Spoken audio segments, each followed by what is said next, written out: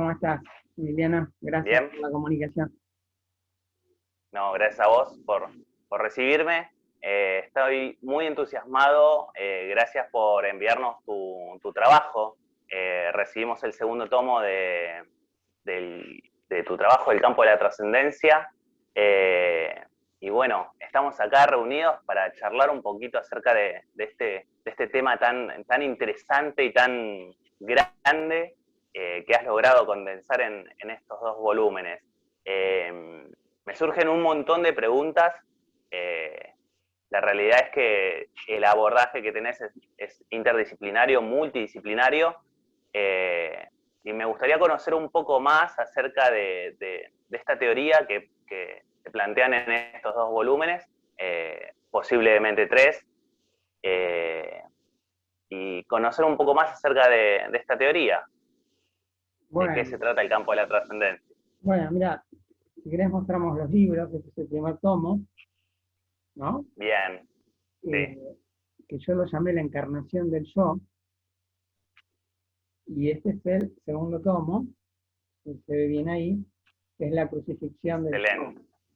Eh, a ver, te cuento un poco cuál es mi formación. Yo tengo una licenciatura en teología, yo soy biblista y me dediqué al estudio de las distintas religiones y obviamente todo lo que implica la espiritualidad en el hombre. No solo el tema de las religiones como un factor en la cual el sujeto experimenta una serie de fenómenos culturales, como son los símbolos, los mitos, los ritos, los textos sagrados, que eso sería la historia de las religiones, sino básicamente otros aspectos acerca de lo que siente el hombre, porque la religión es una vivencia. Y al ser una vivencia, una experiencia, la religión me parece también puede ser abordada por otras ciencias, más allá de la historia. Por ejemplo, en este caso, la psicología y la filosofía. Entonces, desarrollar una explicación posible, o un intento de una explicación posible, de cómo se produce la religión en el hombre, cómo lo siente, cuáles son sus fines, cuáles son sus metas, a partir no solamente de la historia, sino de la filosofía metafísica o la ontología y la psicología con varias ramas, porque yo utilizo varias ramas de la psicología, entre ellos el psicoanálisis, la psicología humanística y también hago algunos links a la psicología transpersonal. Entonces, el hecho de poder integrar el fenómeno religioso, el fenómeno que siente una persona dentro de algunos límites epistémicos bien demarcados, a lo mejor nos ayuda a explicar parte de esta experiencia. O sea, mi pretensión era muy ambiciosa. Yo lo que quería era explicar un campo total donde poder mostrar todas las experiencias espirituales de un sujeto, sea en sus formas culturales, sea en sus formas supersticiosas, en sus formas místicas y también en sus formas meditativas, contemplativas y demás. ¿Todo para qué? Para lograr un self, para lograr una centralidad, eh, por lo que Jung llamaba el sí mismo, lo que las religiones llaman salvación o iluminación, que básicamente me parece que todos se refieren a algo parecido. Entonces, esa es la idea, es crear un campo de trascendencia donde poder colocar jerárquicamente todas las experiencias espirituales del ser humano, ¿no? ¿Se entiende? Sí. Ese sería el objetivo básico, digamos.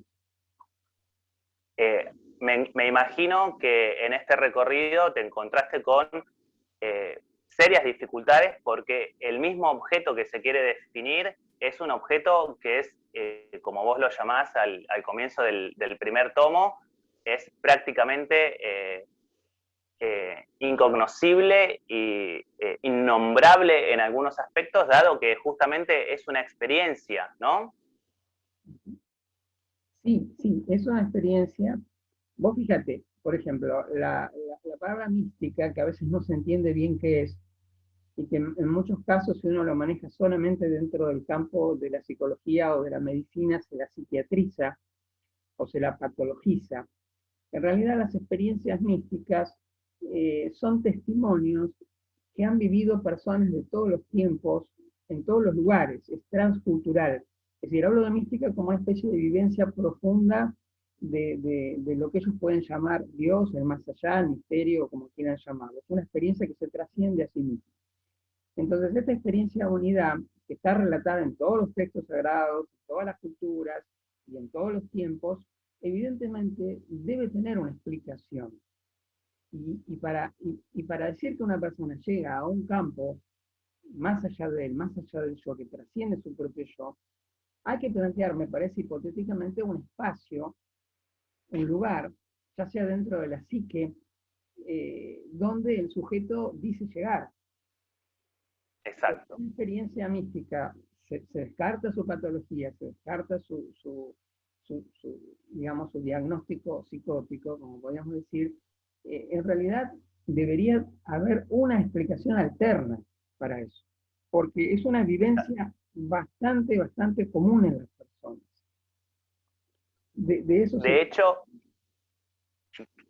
hecho, me resulta muy interesante la utilización de la palabra crisis que le das a lo largo de tu trabajo, teniendo en cuenta que hoy, en el siglo XXI, manuales de diagnóstico, DSM, la palabra crisis está sumamente ligada a la, digamos, a la patologización, justamente, a la enfermedad, a lo que hay que tratar. Y vos en este monumental tratado lo que planteás es que la crisis resulta una transformación, justamente. Hay una disolución yoica, pero justamente que sirve como camino hacia una integración de ese self, ¿verdad?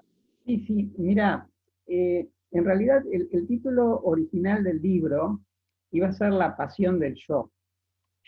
¿En qué sentido la pasión? Bueno, porque viste que el psicoanálisis fue muy amigo y me parece muy bien de utilizar algunas estructuras mitológicas antiguas para explicar algunas construcciones de la psique, ¿no? Ejemplo, el Edipo, Sí, Narciso, el Edipo. bueno, Jung fue un poco más allá en la mitología. ¿Y qué pasa con la mitología de la Biblia, no? La mitología de la Biblia, por ejemplo, muestra la historia de la salvación, la redención, a lo largo de una creación, una crucifixión y un apocalipsis. ¿Para qué tal si esa estructura, que por lo general los creyentes la ven en la historia mitológica, la historia de la salvación, qué tal si esa estructura también es parte de la psique? ¿Qué tal si esa estructura también es parte de nosotros? Y cuando hablamos de creación o de caída, podemos hablar acerca de un parto, un nacimiento, podemos hablar cómo desde niño, desde un infante hasta un adulto se va formando un yo, se va formando la persona, y esa persona luego siente la angustia de la muerte y de esa manera declina hasta su final, ¿no? Que es lo que nos va a pasar a todos existencialmente hablando. Pero ¿qué tal si en el medio de la vida ocurre, como diría Fernando Mojón, una crisis vital? O sea, pasa algo que a la persona lo modifica sustancialmente, lo hace nacer de vuelta. Esa crucifixión a la mitad de la vida que destruye el yo anterior y puede reconstruir un yo nuevo, un yo resucitado, por eso habla la pasión del yo, ¿no? Podemos decir que el yo muere o es crucificado en un Gólgota y renace, y estas estructuras Claro. tienen muchas mitologías, no solamente en la judío-cristiana. ¿Qué tal si poder usar esa estructura para poder pensar que a lo mejor el sujeto, en el fondo, lo que está buscando es un nuevo nacimiento, es una nueva oportunidad para poder construir un yo más sano? Lo que aquí plantearíamos una posible hipótesis de que es posible una cura psicológica. Algo tan Exacto, simple. exacto. ¿Se puede Porque curar psicológicamente un sujeto? Sí. porque me resulta sumamente interesante esta propuesta que va un poco más allá de la cura neurótica actual, o sea, de la no cura en realidad neurótica actual, en donde justamente lo que se plantea dentro del campo de las neurosis es que la cura como tal no está. En cambio, esta transformación, esta alquimización del yo es como a largo plazo, es un nuevo vivir con nuevas bases, ¿no?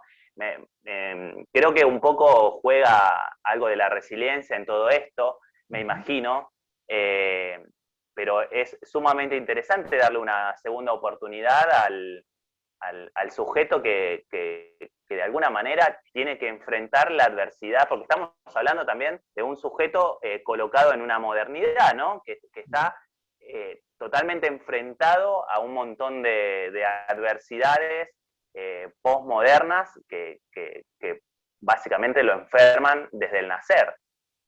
Sí, y de hecho yo en el libro planteo lo que puede ser un conflicto central y conflictos periféricos. Yo creo que el conflicto central en todos los seres humanos, en todos nosotros, es la conciencia de la muerte. La conciencia de la muerte como la posibilidad de la nada o como el absoluto, es decir, como la posibilidad de todas las imposibilidades, como decía Martin Heidegger. Entonces, centrado en ese problema, el problema de la muerte, la angustia de la muerte, que en realidad nos va a pasar a todos, hace que el sujeto en la cultura adquiere un montón de problemas periféricos que en definitiva intentan escapar de ese momento o olvidarlo. Pueden ser problemas de pareja, problemas de trabajo, problemas con la familia, problemas con la cultura, bueno, todos los problemas que puede tener un ser humano en esta época, pero atravesado inconscientemente por esa idea de saber que va a morir.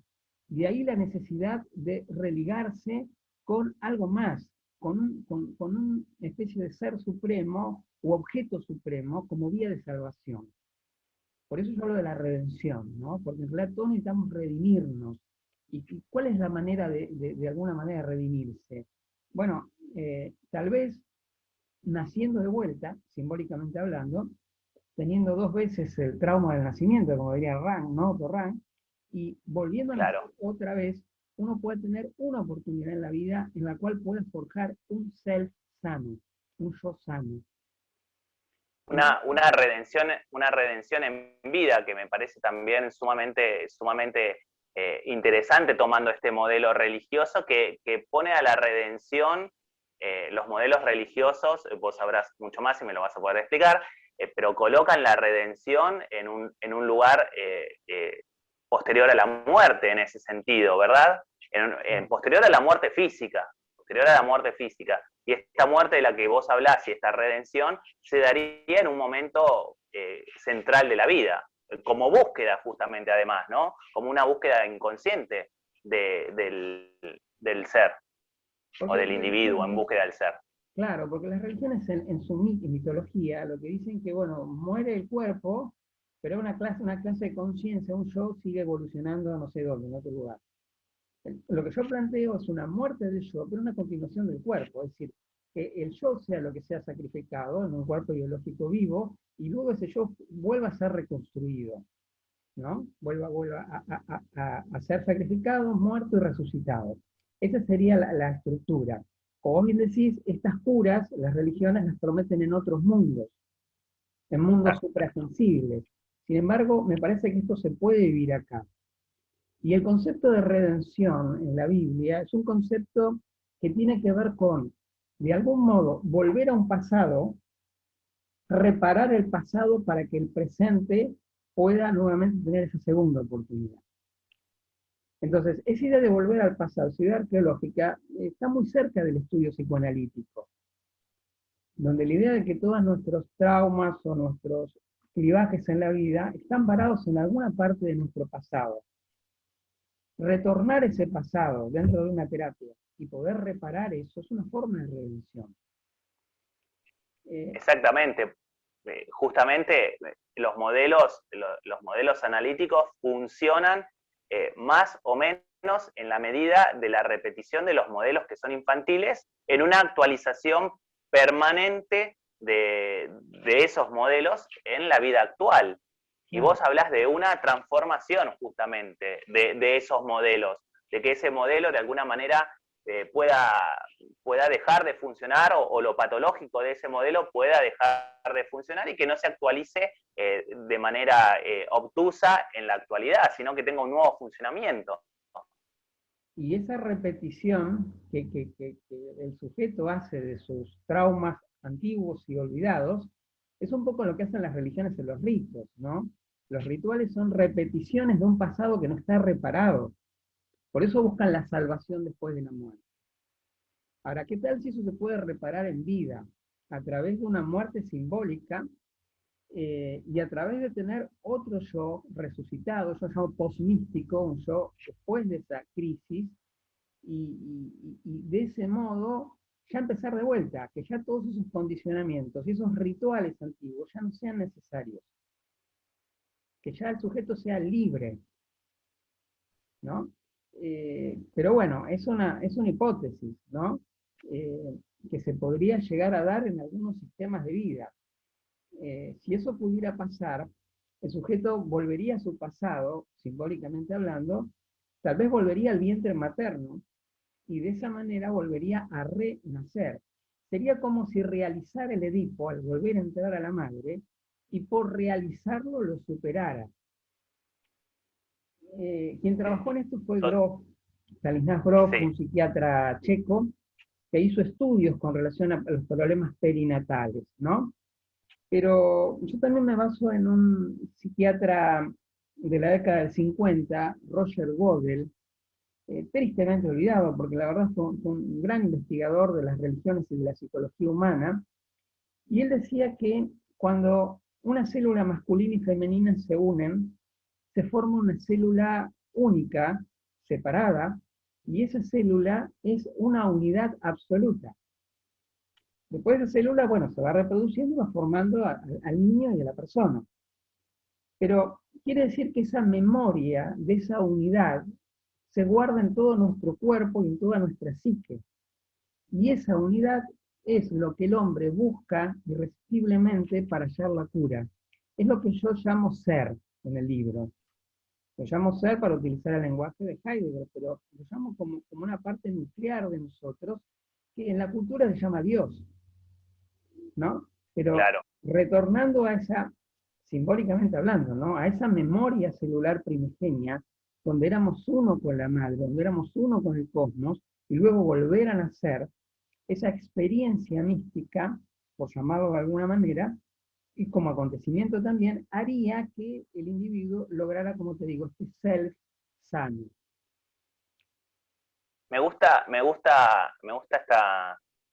esta mirada que tenés sobre este punto de unidad que, que el ser humano buscaría. Y me gustaría también conocer un poco sobre porque vos planteás en el trabajo una diferencia también con el paradigma iluminativo, que de alguna manera también promete esa unidad, pero marca ciertas diferencias. Me gustaría desarrollar un poquito eso, porque este punto es como nuclear de todo esto. Sí, el paradigma redentor y el paradigma iluminativo, según entiendo yo, son las dos grandes estructuras de la mitología universal. Eh, Mientras el paradigma iluminativo es un paradigma circular, en la cual el sujeto se cree mitológicamente que al morir sigue viviendo en otro espacio, en otro lugar, no se sabe dónde, en un cielo, en un infierno, en un purgatorio, o reencarna o retorna, como un círculo, es un paradigma en el cual a vos te ofrecen la salvación después de la muerte. Y es un paradigma muy cómodo, ¿no? Porque claro, bueno, Claro, si uno se muere se soluciona todo, pero mientras ya tanto, está, claro, claro. Entonces eso no se puede usar para una psicología, porque en realidad es simplemente un esperar que Dios te salve, ¿no? Y exacto. termina siendo una forma de acumulación de poder de aquellos que dirigen ese tipo de creencias. Totalmente, veo asociado el control total. Además, no solo el control total, sino hasta la entrega de controlame, una cosa Claro. así. Y vos fíjate que en India, por ejemplo, la idea del samsara, el dharma, está utilizado políticamente para que el pueblo no se rebele, para que el pueblo no se queje, viva la vida que le tocó, diciéndole, bueno, después de la muerte si te portaste bien, vas a mejorar. Sí, te toca en el otro nivel, Claro, en el otro mundo, ¿no? Como decía Nietzsche, claro, ¿no? Aquellos que hablan de mundos transmundanos, este, claro. creen en una utopía. No está mal, digo, pero dentro de lo que podemos pensar psicológicamente, la idea es que el sujeto puede encontrar una respuesta en esta vida. Entonces, Ahora, exacto. Entonces el paradigma redentor como estructura mítica habla acerca de una salvación en esta vida. Es el que yo pueda de algún modo morir simbólicamente, renacer simbólicamente y de ese modo aceptar mi mortalidad, mi finitud, y en esa aceptación de la finitud me convierto en un hombre original. Porque si yo creo que me muero y hay una conciencia o un alma que anda por ahí, lo único que hago es reproducirme, analógicamente. Exacto. Pero si yo Exacto. acepto mi mortalidad, mi originalidad, que tal vez no haya más nada que esto, y todo lo que tengo que hacer lo tengo que hacer ahora y lo mejor posible, entonces esto puede también ser base para construir una ética en la cual la vida ahora es sagrada. Todo lo que hagas ahora, tenés que hacerlo bien porque es la única oportunidad que tenés. Entonces el hecho de, Claro, tiene un verdadero valor. claro, aceptar la verdadera mortalidad, lejos de ser angustiante, realmente es reparador. Por eso si la angustia de la nada es lo que hace que el sujeto se patologice, después de la experiencia mística, el entender que la nada es el único destino, puede ser que ese sujeto se repare. Entonces, si antes uno vivía con la dirección hacia la muerte, ahora uno vive para la vida. Entonces, estas dos diferencias me parecen fundamentales, ¿no? Independientemente de que haya algo, ¿no? Que es algo que no lo conocemos y podemos responderlo. Y nadie nos va a poder decir cosa de que podamos escribirlo tampoco, así que Seguro. vamos a tener que Nadie seguir volvió. suponiendo. Nadie volvió, así que... Ahora, ahora vos en tu trabajo también postulás de ciertas cualidades, si querés, o ciertos requerimientos que debe tener también el yo para afrontar esta crisis y eventualmente tener una redención en esta vida. ¿Cuáles son, digamos, los aspectos que el yo debe tener o conservar o desarrollar para poder sostener esto, ¿no? Porque recordemos que esta crisis es la disolución justamente de identificaciones que le dan cuerpo, o sea, que le dan vida o le dan algún tipo de sentido al yo. Sí, a ver, yo en mi mapa primitivo, digamos, planteo, o sea, dos niveles del yo, que es el yo primario, infantil o serpentino, como lo llamo. Después hay un yo que es el yo psicosocial, que supuestamente con ese yo llegamos hacia la muerte, pero en caso de que exista Exactamente. esta ruptura o esta crucifixión, el yo que resucitaría lo llamo tentativamente el yo postmístico, que en realidad no sería nada especial, sería simplemente como un reseteo o sería como una nueva oportunidad. Es decir, es como que el yo se diluye en esa experiencia mística y esa disolución, que en realidad debería ser muy breve, luego cuando renace, obviamente vuelve con las mismas categorías de recuerdo que tenía antes, obviamente, cuando estamos hablando de patologías y no justamente de sanación. Entonces el sujeto vuelve a su vida anterior, pero ya de otra manera. Mira, el ejemplo que damos en mitología es el viaje del héroe. Campbell trabajó mucho el tema del viaje del héroe, hablando de que cuando el héroe parte a su viaje interior, es maestro de este mundo, dice, ¿no? Pero cuando retorna, es maestro de dos mundos, porque conoce el anterior y ahora conoce el nuevo. Entonces, esta experiencia enriquecedora que puede dar la disolución del yo para encontrarse con esa unidad que nos constituye, el místico dirá ver a Dios, pero digamos en términos Claro. científicos sería poder encontrar una manera de trascender el yo, porque no es rotura de yo. Quiero aclarar esto. Cuando yo hablo de Bien, yo, bien. es una partición del yo. Eso es otra cosa, eso es patológico. Sino lo que estoy Claro. hablando es de una trascendencia de mi propio yo, en pro de mi unidad, y luego volver a mi yo, porque obviamente no podemos vivir en la unidad. Volver a la dualidad de sujeto y objeto que nos constituye nuestra realidad, y a partir de ahí seguir la vida con otro sentido, con otro propósito. Una resignificación de ese pasado que constituyó hasta aquel momento a ese yo que emprendió su viaje. Exacto, exacto, vos lo dijiste bien. La palabra resignificación me parece que es apropiada, ¿no? Porque uno sigue siendo uno, sigue teniendo la misma mortalidad que tiene, pues no hay nada especial, simplemente hay un punto de vista diferente de la vida, ¿no? A ver, yo no lo quiero llamar iluminación porque me parece que eso es muy marketinero, pero el sujeto me parece que tiene un sentido de la vida, un sentido de la vida no como muerte, sino como vida en sí, y que no es poco. O sea, tener un propósito en la vida, tener un sentido, tener una dirección, tener una autorrealización o una satisfacción no es poco.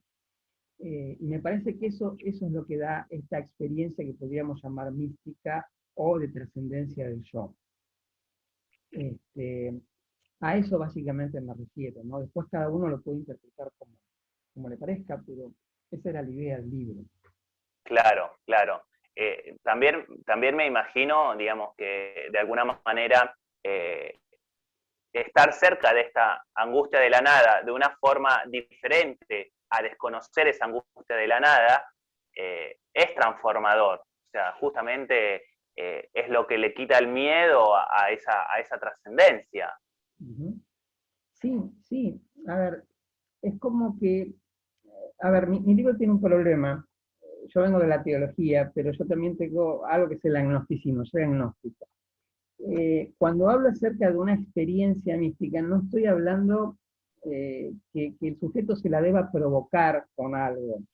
Yo no creo en el ritualismo, hay técnicas de ascesis o de consumo de ciertas sustancias alucinógenas. Bueno, yo desaconsejo todo ese tipo de búsquedas.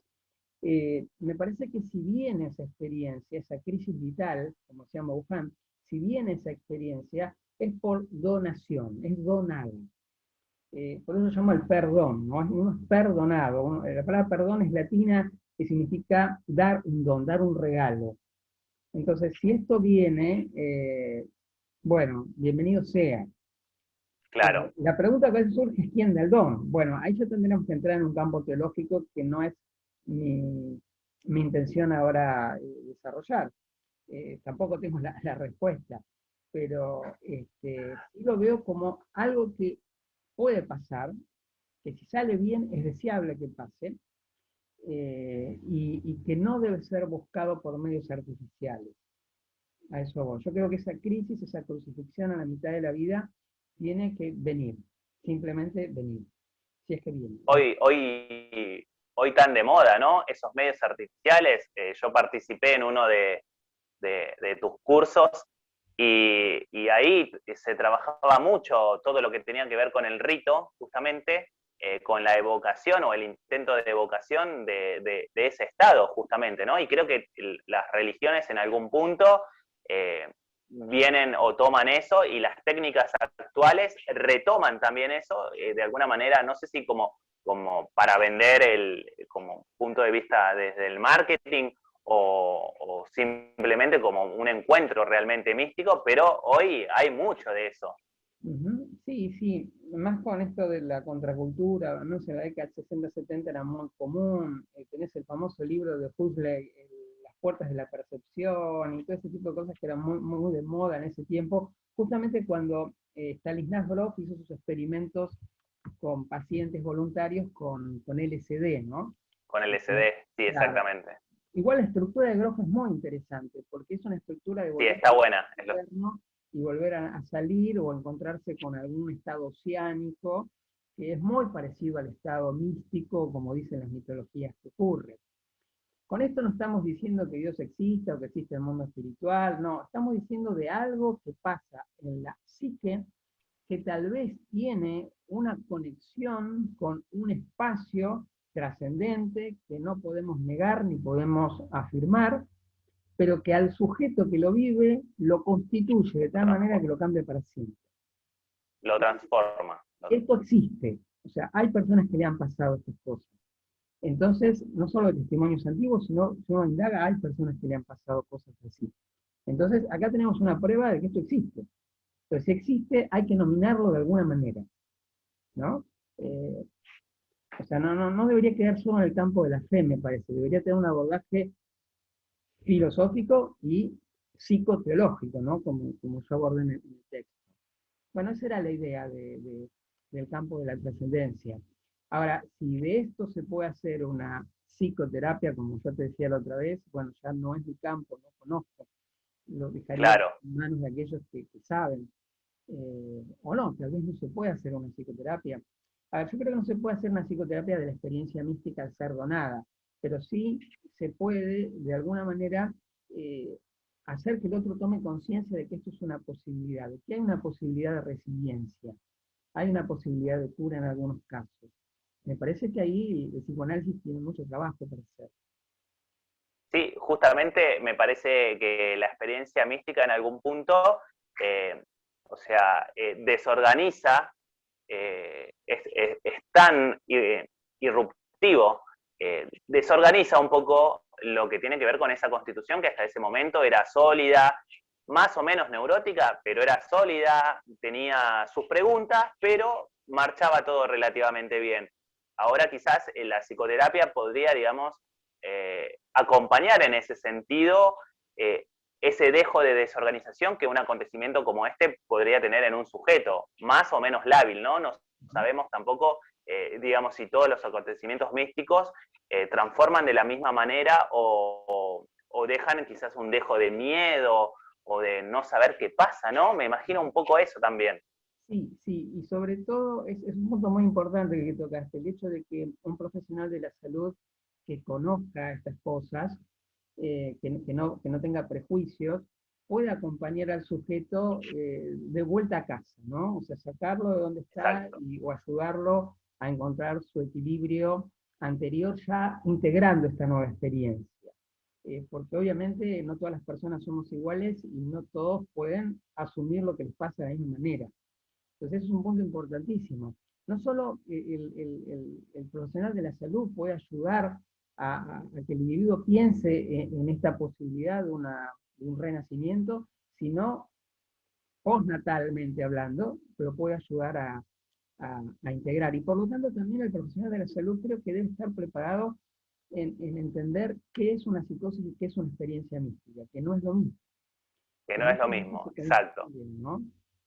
Y en muchos casos se Y que, mezclan experiencias místicas, claro, sí, no, sí, por favor, por favor. sino que en muchos casos, obviamente la medicación psiquiátrica en algunos casos es necesaria y en algunos Ujú. casos ayuda, sin duda, pero la excesiva psiquiatrización de procesos místicos o confundir un proceso místico con un delirio místico es un error que a veces se comete. Por eso la necesidad de que tanto la medicina como la psicología puedan ser más interdisciplinarias y puedan pensar otras posibilidades.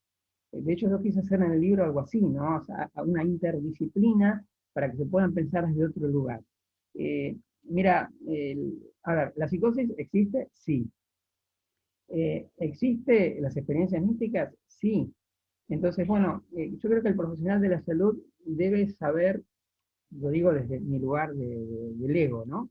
Debería saber cuándo es necesaria una medicación, cuándo es necesario la palabra, el hablar, el acompañar, y cuándo es necesario acompañar como médico y cuánto es necesario acompañar también desde una pastoral, digamos, ¿no? Porque de alguna manera el psicólogo termina siendo como un pastor moderno, digamos, ¿no? Como era en la antigüedad. Antes el cura hablaba, ahora habla el psicólogo. Entonces debería tener una formación, independientemente de sus creencias, una formación espiritual, porque las personas creen en cosas, las personas sienten cosas, las personas tienen sus propias esperanzas, reales o no, supersticiosos o no, va en cada uno, pero el sujeto necesita un acompañamiento en este sentido, me parece. Lo que me viene a la cabeza, ni bien escuchaba esto último que decís, es justamente además los límites que presenta el lenguaje para justamente representar esto que le acaba de pasar, ¿no? Que acaba de vivir esta experiencia tan fuerte, tan intensa, innombrable. Uh Yo -huh. me quedo siempre con esto que está en la introducción del tomo uno, de lo que vamos a hablar es muy difícil de nombrar. Uh No lo -huh. vamos a poder poner en palabras de manera tan sencilla. Y creo que un profesional de la salud mental que esté desprevenido automáticamente daría una pastilla ante el encuentro de tanta cosa, ¿no? De tanta cosa desconocida y tanta dificultad de ponerlo en palabras, justamente, ¿no? Porque ¿cómo pones en palabras algo tan transformador como esto? Sí, y vos fíjate que en ambos casos, si utilizamos la idea lacaniana, tanto en la psicosis como en la mística hay una forclusión del lenguaje. Al haber una Claro, forclusión del lenguaje, al hacer una fascia, tranquilamente puede confundirse con una psicosis, una experiencia mística, y viceversa. Entonces, es necesario que el profesional de la salud tenga bien claro qué es una cosa y qué es otra, y qué parámetros pueden incluir unas u otras. Mira, el Campbell, volviendo a Joseph Campbell, decía que el psicótico y el místico nadan en el mismo mar. La diferencia es que el psicótico se ahoga y el místico nada, ¿no? Puede salir a exacto. superficie. Entonces, por ahí, en algún punto pueden llegar a confundirse, pero la experiencia mística siempre termina bien, digamos, siempre termina con una, tal vez, autocuración, es muy breve, desarrolla el sujeto una ética diferente. En cambio, el psicótico, bueno, hay nada, es organización, hay otros parámetros que uno puede ver para diagnosticar. Ya te digo, no es mi campo, pero por lo que he leído puedo más o menos expresarte esto. Por ahí a alguno le pueda llegar a servir. Me parece un campo a explorar y a desarrollar justamente, ¿no? La psicología transpersonal se ha encargado bastante de tratar de unificar estos mundos, ¿verdad? Sí, la psicología transpersonal, bueno, a ver, cuando habla más allá de la persona, es discutible también, ¿no? Es ¿Cuánto discutible, va exacto, más allá de la exacto, persona? Bueno, es un tema que exacto. no quiero entrar en Porque acá eso. estamos hablando de un camino sumamente individual, además. Vos en Exactamente, esto todo es individual. planteás que esto es individual. Pero Exacto. bueno, digamos que hay una línea de trabajo desde la psicología en pos de tratar de unificar ciertos campos.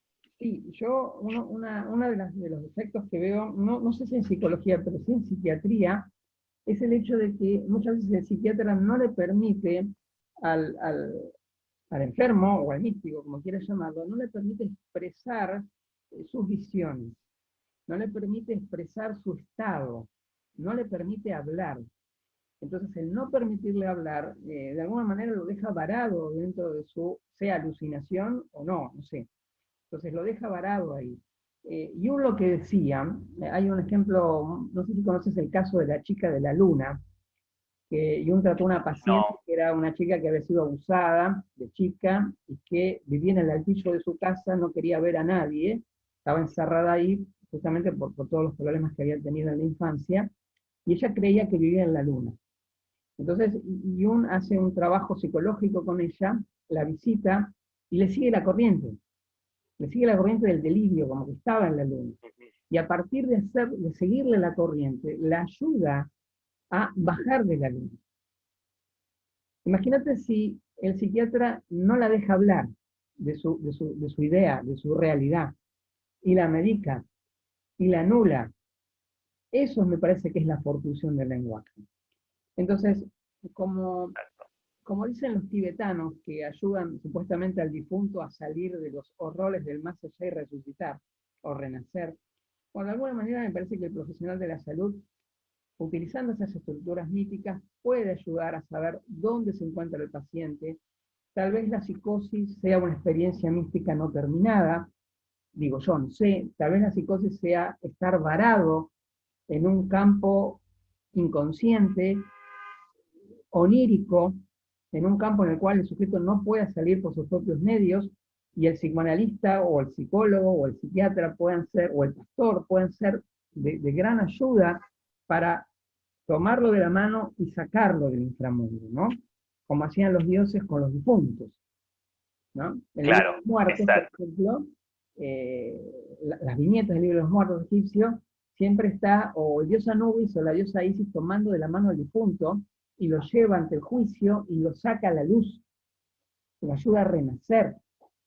De hecho, el libro de los muertos en realidad se llama así en la jerga, pero el verdadero nombre es dichos para salir a la luz del día, dichos para ser dados a luz. dichos para renacer. Entonces me parece que hay algo de eso. Es tremendo como en el idioma original, en su lengua original, el título tiene totalmente otro sentido, que se ve manifestado justamente en lo que es el desarrollo del libro, en cómo sirve para acompañar ese camino que se está emprendiendo o que le tocó emprender. Sí, yo siempre digo que el libro es como una especie es un ensayo de laboratorio, es un ensayo balbuciante inclusive, porque son temas difíciles de abordar y de integrar. Este, y bueno, y creo que está abierto para aquel que le pueda interesar y a partir de ahí seguir construyendo la idea, mejorándola o bueno, eh, está disponible para que todos aquellos que les interese esta posibilidad de unir filosofía, psicología y experiencias espirituales puedan encontrar ahí un lugar para por lo menos discutir con el libro, ¿no? Dialogar con el libro, esa es la idea. No saco ninguna Seguro, conclusión, sino presento simplemente eso. seguro. Desde el psicoanálisis mismo me parece sumamente interesante estos niveles del yo que planteás, el serpentino, el psicosocial, el postmístico, una que le da al trabajador de la salud mental, le da un nuevo mapa, de alguna manera un nuevo mapa, ¿no? Un nuevo mapa de escucha, me parece como eso también. Porque, como digo, un profesional de la salud desprevenido podría basarse en sus conocimientos, ¿no? En lo que fue formado, que básicamente estamos hablando siempre de patologías, ¿viste? O sea, no hablamos de sanación, sino de patologías, que quizás eso es algo para rescatar de la psicología transpersonal, que intenta mirar ese aspecto más sano de la persona. eh, y esto me parece sumamente interesante de tu trabajo, esta idea de poder dar un nuevo mapa acerca del relato y la palabra en este camino de transformación. Esa sería básicamente la idea. ¿Eh?